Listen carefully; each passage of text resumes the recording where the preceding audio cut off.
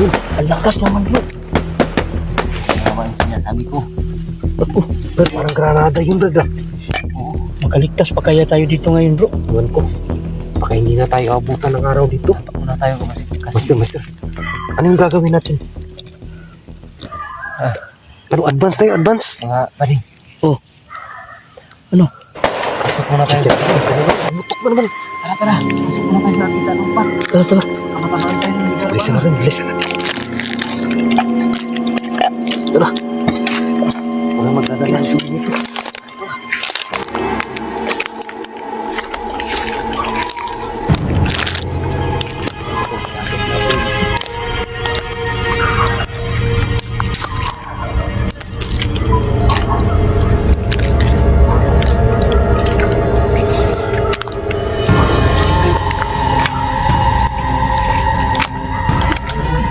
Dito. Bro. Lakas ng pukat bro. Lah. Dali.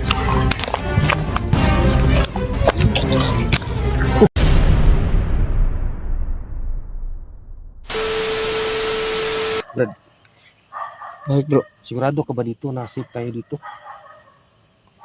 Oo nga bro. Wala na bang ibang dadaanan dito na pwede tayo makauwi? Hindi kasi ako nakapag-update sa asawa ko bro. Bakit naman hindi ka kasi nag-chat ng asawa mo? Walang signal bro eh. Mga buddy, hindi pa talaga tayo pwede uwi ngayon kasi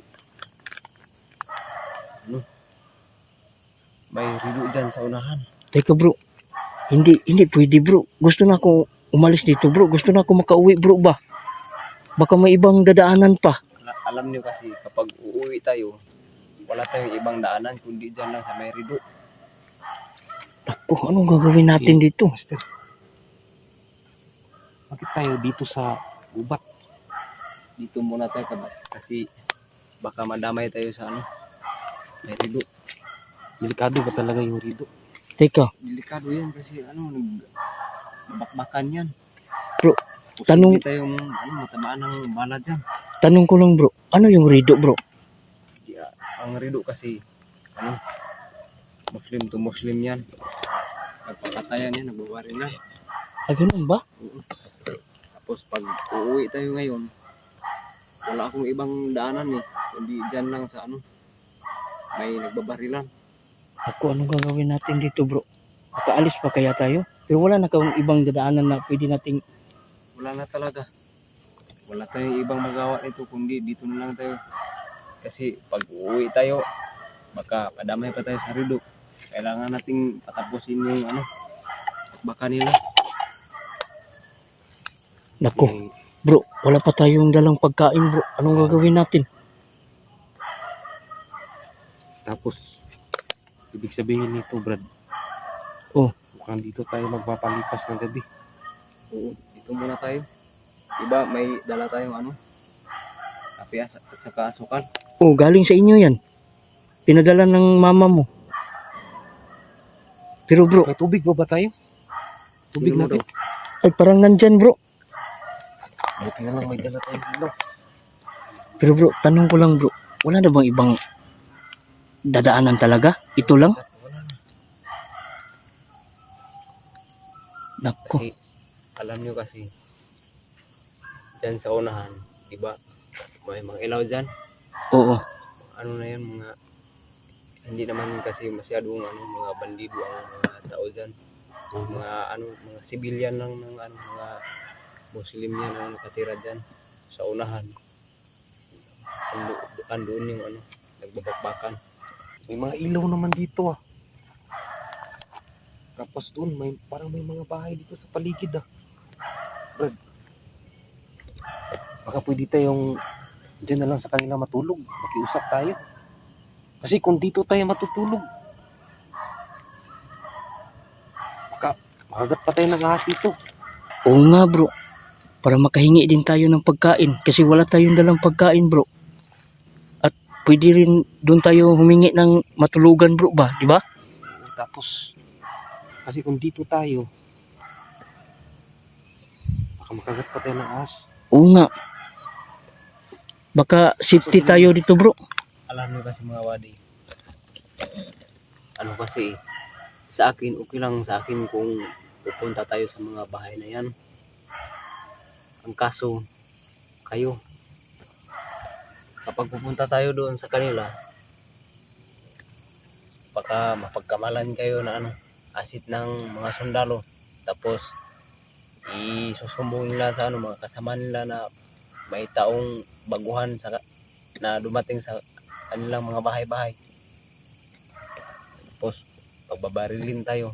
Okay lang sa akin kung pupunta tayo. Ako, kasi may mga kakilala ako dyan eh. Pero- Kayo, Pero siguro bro, kaya mo naman kami pagtanggol, di ba? Galing kami sa inyo. hindi ko may papangako mga buddy kasi iba kasi yung mga ano, isip ng ano, mga tribo na yan. Ikaw bro, anong kuan mo bro? Wala ka bang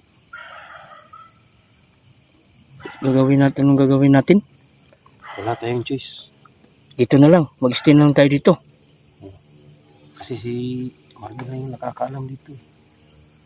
Wala, dapat dito na lang tayo kasi baka mapahamak pa tayo dyan. Paano yung pagkain natin? Di ba may dala tayong ano? Ito lang, tubig at saka kape. Hindi pa yan sapat bro. May bukas pa. Yung bang mga gulo na yan, yung rido, mga ilang araw kayo naabutin. Ganyan kasi mga buddy kapag nagbabarilan yung mga taong yan. Nag-uubusan sila ng ano, mga bala. Tsaka na sila hihinto kapag wala ng mga bala ng ano, wala ng supply na mga bala. Ganun ba? Oo. Naku, lagot. Paano tayo makauwi dito bro? Si doon lang Brad, ang ang kinakatakot ko si dito sa nangyayaring gulo na to. Oo, Baka abutin tayo ng ilang buwan. parang ganun na nga. Alam niyo kasi mga buddy, ano, alam ko na yung mga ganyang mga nangyayari kasi laki ako sa ano eh, laki ako sa magulong lugar, mabarilan. Ang ganyang mga pangyayari, hindi na yan aabot ng isang araw o isang Buwan. hanggang 24 oras. Mga ano lang yan, mga 5 oras o 8 oras yung pagbakanan nila. So, ano gagawin natin dito? No choice tayo bro. Dito na lang tayo. So ganito na lang bro. Maghanap na lang ako ng panggatong para makasurvive tayo ngayong gabi. Eh, Wala na tayong choice eh. wala naman din tayong pagkain. Ito, may kape. Anong kape dito? Yung lang siguro yung ano kape. Oo nga. Inumin.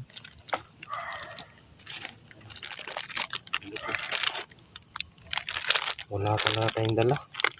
Kape lang talaga ito sa sakal. Wala, tubig. Tubig lang ito lahat, di ba? Brad,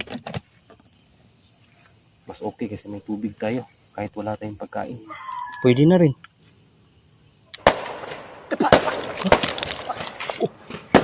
Ang lakas naman bro.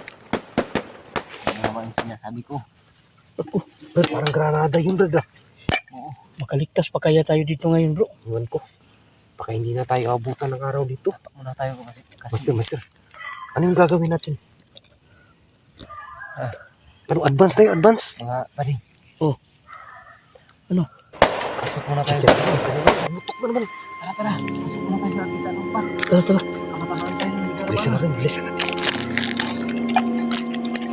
Tara. Wala magdadala ng tubig nito.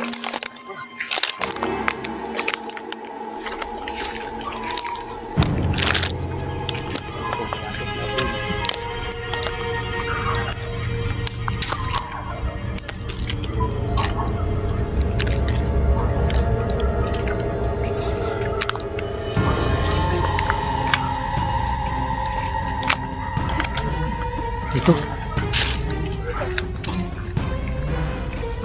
Bro, lakas ng pukat bro. Lah.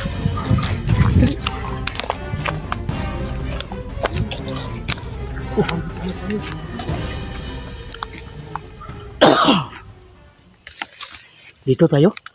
Kapal din na. Laki lakas ng sabog. Punta na tayo.